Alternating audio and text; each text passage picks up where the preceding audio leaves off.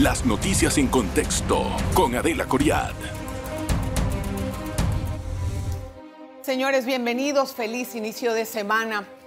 En estas elecciones lo que más ha llovido han sido impugnaciones en contra de diputados seleccionados, alcaldes y representantes.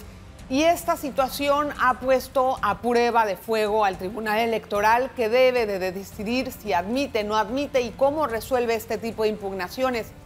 Algunos advierten que se trata de una estrategia para poder tumbar, por así decirlo, los resultados de las bancadas mayoritarias para que cuando llegue el tiempo de la elección de la directiva de la Asamblea no estén completas estas bancadas y entonces los que tienen más número puedan tener la oportunidad de conformar esta directiva.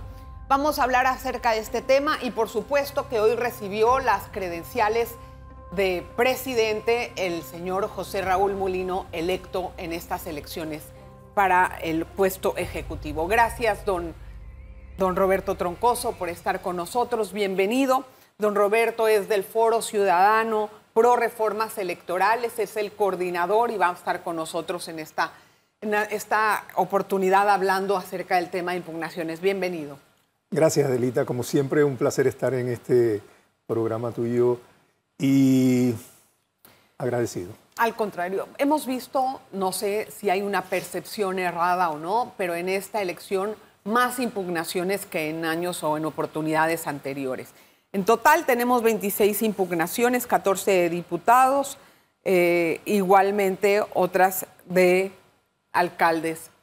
Y esto da un sabor de boca como que los participantes no están satisfechos con los resultados obtenidos, que han mostrado algún tipo de irregularidades o piensan que hay irregularidades o simplemente quieren entrar al poder y están buscando la forma de cómo hacerlo. Bueno, te comento que anteriormente han habido más impugnaciones. Lo que sucede es que quizás no se han dado a conocer con la prominencia que han sido ahora. Ustedes, los medios de comunicación, por supuesto, están mucho más alerta. También el Foro Ciudadano está muy, como digo, no fiscalizando, vigilante, pero sí observando. Exactamente, esa es la palabra, vigilante de lo que está ocurriendo. Sí. En un principio, las impugnaciones que se dieron parecía que era con relación a las actas, eran con relación a lo que se había estado dando no solo en el padrón electoral de los diferentes distritos, sino que, bueno, eran cosas normales que se daban a aquel que se sentía afectado porque había perdido por 100, 70, 50, 40 votos. Pero luego se dieron una clase de impugnaciones, ejemplo, a los de Vamos, que fue como un colectivo. Fueron 10 y tantos, ¿no?, de impugnados en un solo acto. Y esto lleva a una especie de duda de lo que se estaba tratando de hacer.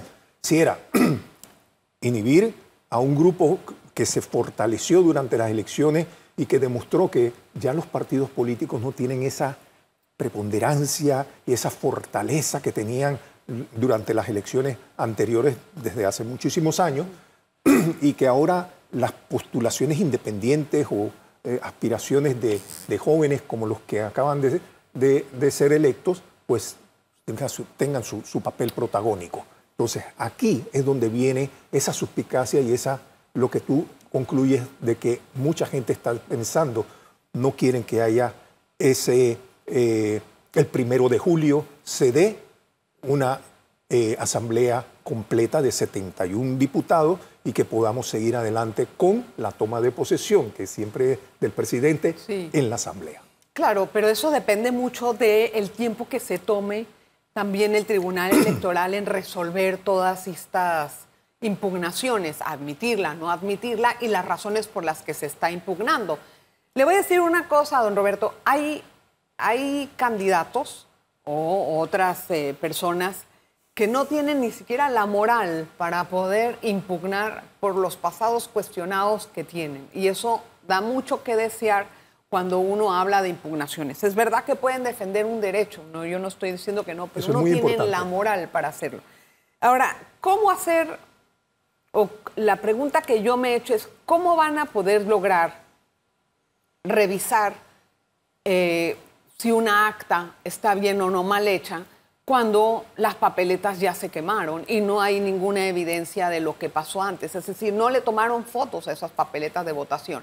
¿Cómo se puede dirimir eso? Bueno, no es foto, es ahí sí se le tomaron las respectivas que se le mandaron al TAR. Sí, pero no. Y hay otras que se le mandan directamente a la comisión electoral. Entonces, comenzaste diciendo algo que era bien importante, que es cómo el Tribunal Electoral va a tener. Para mí los tiempos no van a dar. No van a dar. No van a dar porque la cantidad de impugnaciones pareciera que van a sobrepasar el trabajo que tienen que hacer los tribunales administrativos dentro del Tribunal Electoral. Ojo, no son los tres magistrados, no tienen nada que ver, son los tribunales. Dicen que están trabajando. Están trabajando. Bueno, ahí rechazaron uno que era con el señor Benicio Robinson, sí, porque dice que no presentaron las facturas.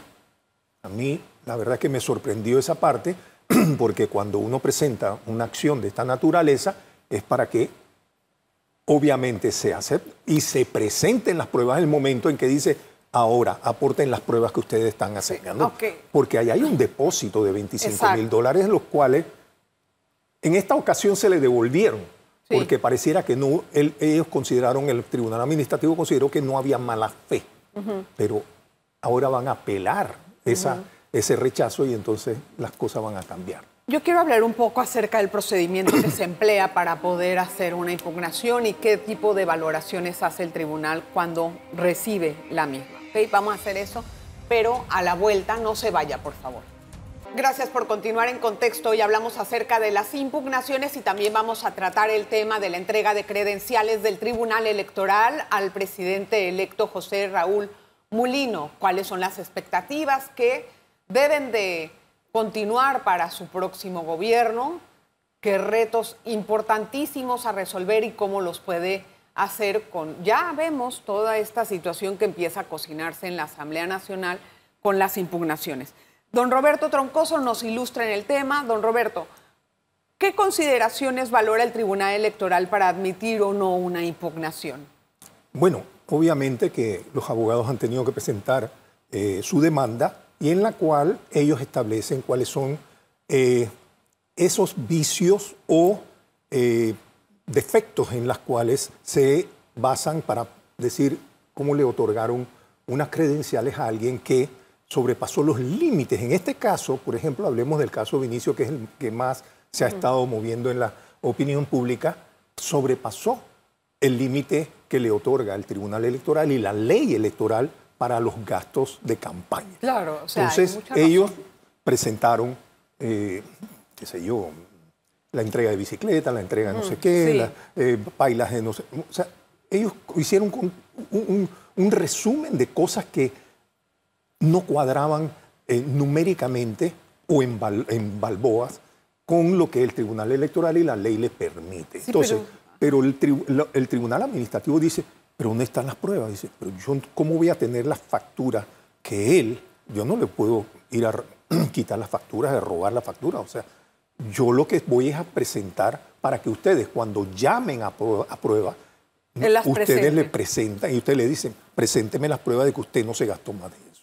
Y ese es el procedimiento. Ahora, ¿por qué la Fiscalía Electoral ahí no actuó? Porque la Fiscalía es el que debe de prevenir que llegue a este lugar y que pueda, me imagino yo, ¿no? Y que pueda verificar que el monto más o menos se acerca a lo que es, o no debe de actuar así la Fiscalía. Bueno, la Fiscalía lo que hace es perseguir el delito, ¿no? En este caso... ¿No puede investigar de oficio? Bueno, no creo que en este caso y en este procedimiento, que es tema electoral per se, sí, no, podrán actuar quizás en otras circunscripciones sobre presentaciones al tribunal, a la Fiscalía Electoral. También se le pueden presentar peticiones y solicitudes de que se investigue y se le presentan las pruebas. Pero este tipo de situaciones de impugnaciones ya credenciales, ya sí lleva otro proceso, o sea, dentro de los tribunales. Don Roberto, es también un poco idílico pensar que todo el mundo está acatando los presupuestos enviados porque, o permitidos, porque ¿cómo va al Tribunal Electoral y lo han admitido? ¿Cómo van a medir cuánto se gastaron en redes sociales? ¿Cuándo se gastaron en YouTube? Cada vez que uno aprendía YouTube había miles de anuncios de los candidatos. ¿Cómo tú puedes tener un control de eso? Bueno, es entonces cuando ellos llaman a las pruebas, es que quien está siendo acusado tendrá que demostrar que eso no le costó nada, que eso era anunciarse, pues era y estaba dentro de los términos, que el dinero que se gastó estaba dentro de la, que se recibieron, sí, donaciones de fuera. Las donaciones que se pueden recibir son para los temas de las gorras, los suéteres, los pitos, ese tipo de asuntos.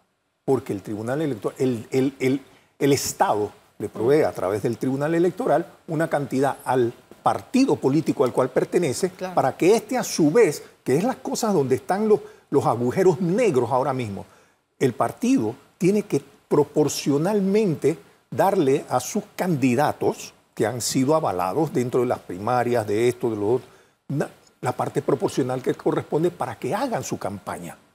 Por eso es que ahora el subsidio es estatal, no es privado. Y de eso peleamos muchísimo en la Comisión Nacional de Reformas Electorales. Pero no es estatal por completo. No, se le permitió un porcentaje de 1%, correcto. Tiene su parte privada también, ¿no? Es correcto. Y muy poca, pero muy poca. Sí. Y controlada. Acuérdese que los candidatos tienen que tener su cuenta en el Banco Nacional, en una cuenta que le llamaban antes Omnibus, pero donde el Tribunal Electoral monitorea diariamente lo que está ocurriendo. ¿Tú crees? Sí, lo tiene. Hasta en las redes. Bueno, muy difícil hacer eso. No sé si tendrían la capacidad de tener monitoreo por todo. No sé, estoy hablando tal vez por lo que me estoy imaginando de la cantidad de trabajo que puede haber para el Hay un tema que que nosotros vimos y que era muy difícil de controlar. Estos temas de las redes. No puedes estos temas tienes que llevar a cabo una especie de negociación con Google, con no sé qué, con la web de no sé qué. Entonces, eso te cuesta un montonón de dinero, que no lo tiene el Tribunal Electoral ni siquiera presupuestado para eso. Por eso te digo. Pero va a tener que hacerlo con los tiempos. Para cambiar. Y dentro de 5 años, yo creo que la Comisión Nacional de Reformas Electorales pudiese hacerle una propuesta de que comience una negociación y que se envíen a los personeros importantes para esto. Para poder tal vez terminar con el tema de las impugnaciones y pasar a otra cosa, ¿cómo se hace o cómo se puede resolver una impugnación en donde el acta no es legible? Hay actas que tenían inconsistencias que comprobarlas va a estar muy difícil. Por ejemplo, en el caso de la chica Brenes, creo que pasó eso. No, de ella no. Pero de la chica de Moca pasó eso. O sea, que ella vino, Grace, ella vino acá y nos explicó que muchas actas no tenían, o sea, no estaban bien, estaban con inconsistencias. Y aún así, ¿cómo tú puedes comprobar ese documento? Lo tienes que hacer con la boleta de votación. Mira, y la boleta de votación ya no existe. Entonces, ¿qué haces con eso? Bueno, porque ya lo contaron 20 veces. Las inconsistencias son producto de que muchas veces los partidos políticos o los independientes no tenían representantes en las mesas. Esto no es fácil. Usted sabe que son miles de mesas en el territorio nacional. Y cuando hablamos ya de una posición nacional, tienes que tener un representante en la mesa. Mire, nosotros participamos como observadores dentro de las elecciones, ¿ok? Por justicia y paz. Y también como Comisión Nacional de Reformas Electorales. Y cuando a las horas del mediodía, muchos se iban a comer y seguían votando, la gente entraba y ponía y depositaba. Entonces, ellos que tienen que tener el control y firmar a su vez el acta final, porque yo tengo mía y yo tengo que firmar la oficial, son Son temas que tú puedes mirar. Pero también, caramba, los temas del padrón. El padrón de circuital no coincidía con la cantidad de habitantes. Ni con la cantidad de votos en la mesa. Entonces, ¿de qué estamos hablando? Eso está grave, mire. Entonces, esto sí hay que procurar tener una mejor control sobre esto. Voy a hacer la pausa, don Roberto. Vamos a regresar enseguida con más acerca de estos temas. Gracias por estar con nosotros. En este último bloque hablaremos acerca de los retos del gobierno del señor José Raúl Mulino y algunas otras cosas. Antes de entrar a este tema, tal vez como para cerrar el asunto de las reformas, ¿qué reforma al Código Electoral? Porque siempre se hace ahora en enero. ¿Cree importante hacer en esta ocasión? Sí, el Foro Ciudadano Pro Reformas Electorales va a comenzar a reunirse muy pronto porque ya estamos un poco inquietos, diríamos así, por tantas situaciones que se han presentado durante las últimas elecciones. Y ya estamos elaborando una especie de memorándum en la cual vamos a enunciar los temas que se han estado en posibilidad de mejorar, porque de eso se trata. Cuando el Tribunal Electoral convoca a los partidos políticos y al Foro Ciudadano por Reformas Electorales para que nos reunamos a través de la Comisión Nacional de Reformas, es porque ya se... aprender de la experiencia. De la experiencia, de los malos y de los buenos momentos, y mirar el Código Electoral y los procedimientos que se han estado haciendo para mejorarlo. Y de eso estamos nosotros comprometidos. Una gran crítica es del residuo, el cociente. Eso ha sido un asunto de lo que es lo que ha llevado muchas impugnaciones. ¿Debería de ser un voto un candidato? Siempre el Foro Ciudadano siempre abogó por un voto, un para candidato. Sí. Lo que sucede es que en el tema de la inclusión y el tema de que hay partidos que ni siquiera sacaban a ningún representante, ningún diputado, entonces se elaboró esto de que, bueno, el cociente, luego el medio cociente, después el residuo, para ver si buscábamos de alguna forma. Pero fíjate, en esto de las impugnaciones, hubo un momento en que uno de los candidatos, no voy a anunciar nombre, que estaba solicitando la impugnación. Si él salía, si su presentación era buena, la que había salido, ya dije que era ella, ni siquiera salía por residuo. Y le había sacado como 3.000 votos de diferencia. Pero si él salía en el cociente o en el medio cociente, ella quedaba desplazada porque en residuo no quedaba. Esto es un estudio matemático horrible porque tú te tienes que sentar fórmula, ¿no? Una fórmula que no todo el mundo la entiende. Y por eso es que hay muchas querellas, muchas quejas de gente que dice, ¿y eso qué es? Sí, entonces, es difícil comprenderlo. Don Roberto, los retos más inmediatos del gobierno de Mulino, ¿cómo los visualiza usted? ¿Cuáles son? Bueno, yo creo que se han repetido en múltiples ocasiones. El tema ¿Cómo debería de la seguridad, el tema de la inversión, pero miramos no solo la inversión extranjera, pero miremos a nuestros empresarios en Panamá, que también requieren que se les faciliten las cosas. Mire, los gobiernos no son, ¿cómo le digo?, contrarios o competidores de los empresarios panameños. No, al contrario.